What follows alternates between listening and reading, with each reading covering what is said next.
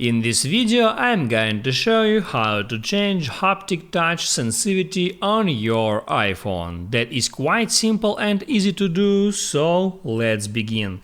And first open up settings and there get into accessibility. Next hit add touch and there tap on haptic touch.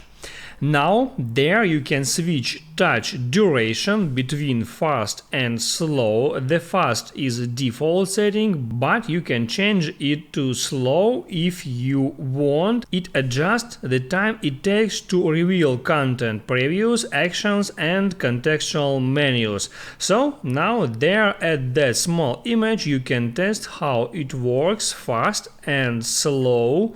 Slow touch duration takes more time to open this image, and you can simply test it here and select the option that you like more.